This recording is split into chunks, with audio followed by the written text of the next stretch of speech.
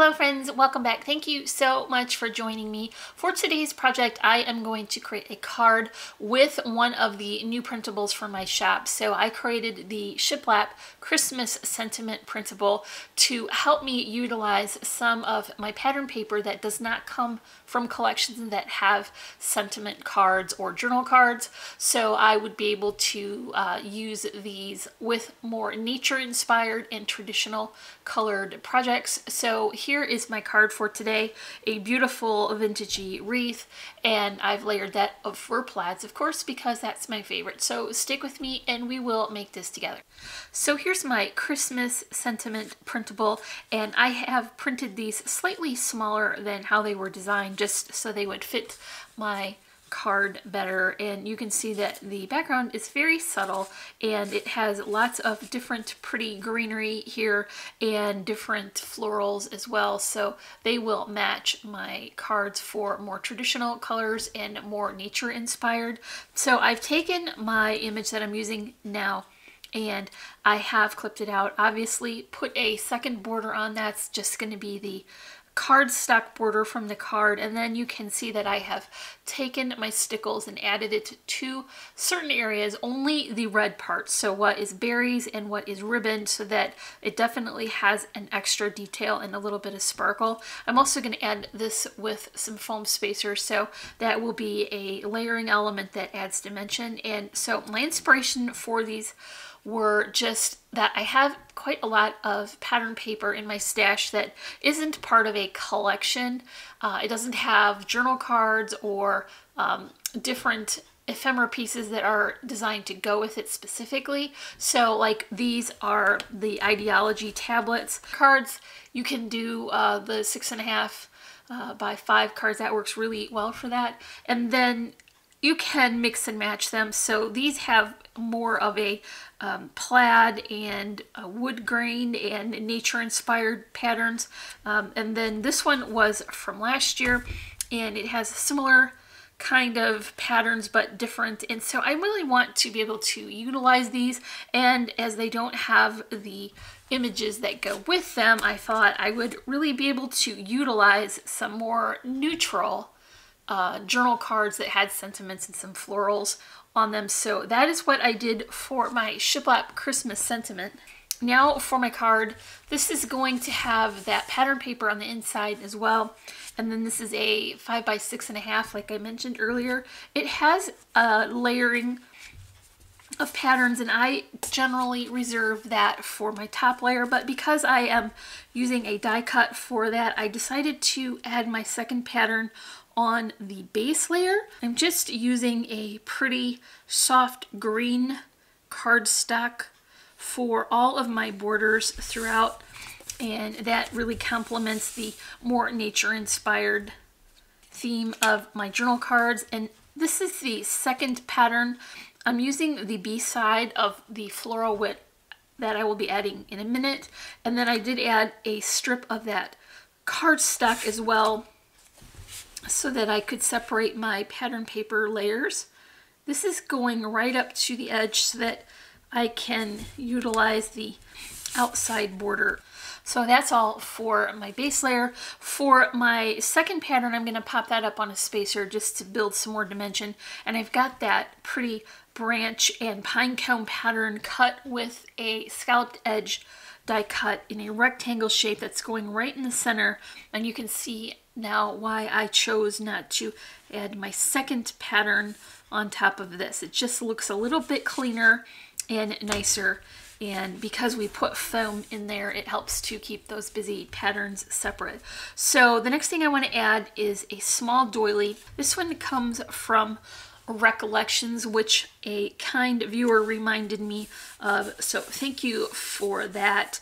And because it is a kind of busier pattern in the background, I really wanted a doily that had a thicker profile. It has not quite so intricate and fragile looking pieces. It's gonna be a nice separation between my sentiment and that background pattern. And remember that I am putting this up on a spacer as well, so this is a whole another layer of dimension. This also adds quite a bit of sturdiness to the card. I'm just going to pick that up and make sure that I've got that on straight. I like that there. So here are my flowers. I have prearranged them as I do off projects so that I know they will fit perfectly. I've got a couple of small red flowers here. These are Little Birdie Crafts, and a couple of Made by Me flowers. So I really wanted to brighten up this arrangement because the red and the green was a little bit dark. And I also included some die cut foliage here in a kind of a darker gold color. It's not like super bright and shiny. I've got my branches here on the end. These are from Cherryland Designs. And then I've also alternated my cardstock that I cut the leaves from. I'm inspired by the different tones of green in this wreath, so I knew that those would play well together. So I did that for my greenery.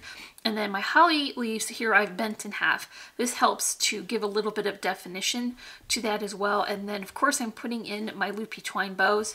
For my bow, I'm using the olive wrinkle ribbon. This is from Really Reasonable Ribbon, and I did go ahead and get the whole roll because I know I'll be using this up for all of my holiday projects. So this is part of my design team haul that I picked up recently from Really Reasonable Ribbon. I'm going to go ahead and have a haul video on this order probably Thursday because there was some new items in stock, and although they look very good in picture, it does help to be able to see them in a scale so that you can tell the size and the different colors. So I'm going to go ahead and just show that haul probably Thursday so you can see. But I picked up that whole roll of olive colored wrinkle ribbon. I think it matches really perfectly, and because it is a slightly smaller width, this is 3/8 instead of 5/8, I was able to tie a pretty compact bow for this, and it just fills in that corner of the arrangement so well. So I'm going to add this